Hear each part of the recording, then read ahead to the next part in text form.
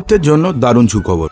প্রচুর টাকা কমলো প্রচুর জিনিসের দাম, অর্থাৎ নিত্য প্রয়োজনে আমাদের প্রত্যেকটি জিনিসের দাম প্রচুর হারে কমেছে। তো সেক্ষেত্রে কোন কোন জিনিসের দাম কমেছে?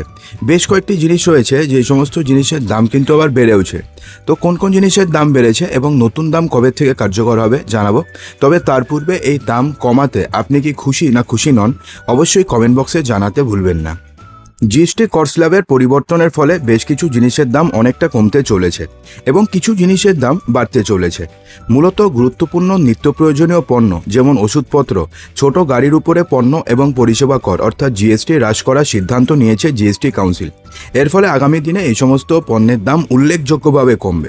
বিশেষ করে আপনারা যদি গাড়ি কেনার অথবা বাইক কেনার কথা ভেবে থাকেন তাহলে সেক্ষেত্রে তো আপনাদের জন্য দারুণ সুখবর, কারণ প্রত্যেকটি গাড়ির দাম এবং প্রত্যেকটি বাইকের দাম ব্যাপক হারে কমতে চলেছে।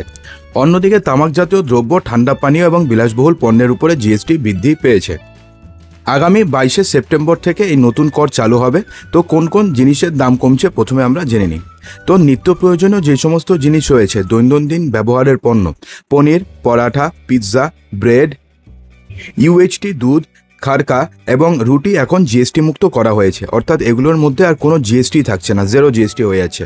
এছাড়া মাখন, ঘি, চিজ, জ্যাম, স্যুপ, পাস্তা, নোনতা খাবার এবং কনফেকশনারি পণ্যে 12 থেকে 18% বদলে এখন 5% কর ধার্য করা হয়েছে। অর্থাৎ ভাবতে পারছেন যে এই সমস্ত জিনিসে প্রায় 10% থেকে 12% পর্যন্ত দাম কমতে চলেছে।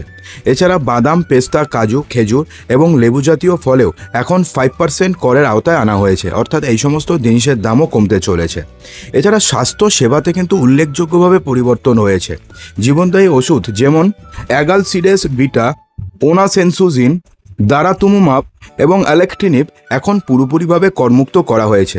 বেশিরভাগ ওষুধ, চিকিৎসার সরঞ্জাম, ডায়াগনস্টিক কিট, ব্যান্ডেজ, থার্মোমিটার এবং অক্সিজেনের বদলে এই সমস্ত জিনিসে আগে 12% থেকে 18% কর ছিল, সেটাকে কমিয়ে ডাইরেক্ট 5% করে দেওয়া হয়েছে, অর্থাৎ প্রত্যেকটি জিনিসের দাম কমেছে। ব্যক্তিগত ব্যবহারের পণ্য এবং ভোগ পণ্যের উপরেও কর কমেছে। হেয়ার অয়েল, শ্যাম্পু, টুথপেস্ট, সাবান, shaving kit, talcum powder, toothbrush, মোমবাতি এবং দেশলাই কাঠি এখন মাত্র 5% জিএসটিতে পাওয়া যাবে। এগুলোতে আগে 12% থেকে 18% জিএসটি ছিল, এখন ডাইরেক্ট 5% জিএসটিতে পাওয়া যাবে। নোটবুক অর্থাৎ যে আমরা যে এডুকেশনের জন্য যে সমস্ত জিনিস আমরা খরচা করি, অর্থাৎ নোটবুক, পেন্সিল, শার্পনার, ইরেজার, খেলনা, খেলাধুলার সামগ্রী, হস্তশিল্প এবং বাঁশের তৈরি বেতের উপরেও দাম কমবে।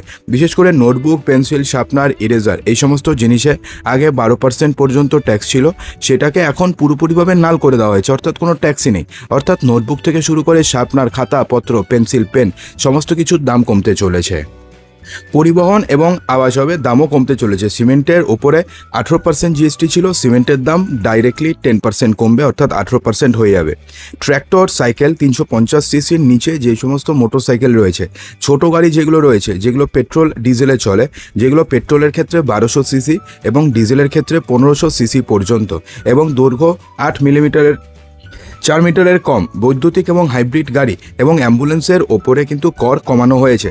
এই সমস্ত জিনিসে আগে 18%, 28% প্লাস 1% সেস অর্থাৎ 29% জিএসটি ছিল, সেটাকে কমিয়ে 18% করা হয়েছে। অর্থাৎ ভাবতে পারছেন যে একটা গাড়ির দাম যদি 10 লক্ষ টাকা হয় তাহলে পুরোপুরিভাবে 1,10,000 টাকা দাম কমে গেছে, অর্থাৎ সেই গাড়ির দাম এখন আপনি 8,90,000 টাকা পাবেন, যেটা আগে ছিল 10 লাখ এখন হয়ে যাবে 8,90,000 টাকা, অর্থাৎ উল্লেখযোগ্যভাবে দাম কমতে চলেছে। এবং বৈদ্যুতিক এবং হাইব্রিড গাড়ি, অ্যাম্বুলেন্সের উপরে কর কমানো হয়েছে। মার্বেল, গ্রানাইট, পরিবেশ বান্ধব নির্মাণ সামগ্রী যেমন ফসলের অবশিষ্টাংশ থেকে তৈরি পার্টিকেল বোর্ডের উপরেও 5% জিএসটি ধার্য করা হয়েছে। তো এখন কী কী জিনিসের দাম বাড়ছে আপনাদের জানিয়ে দিই যে পান মশলা, গুটখা, চিবনোর তামাক, সিগারেটের উপরে জিএসটি 28% থেকে 40% করা হয়েছে, কারণ এগুলো জিনিস মানুষের একদম শরীরের জন্য ভালো না, যেন এগুলো জিনিসের উপর দাম বাড়ানোতে আমাদের সাধারণ পাবলিকের কোনো সমস্যা হবে না। এছাড়া কার্বোনেটেড সফট ড্রিঙ্কস, ক্যাফিনেটেড পানীয় এবং ফল ভিত্তিক ফিজি ড্রিঙ্কসও এখন 40% করের আওতায় আনা হয়েছে, বিয়ারের দামও বাড়ানো হয়েছে।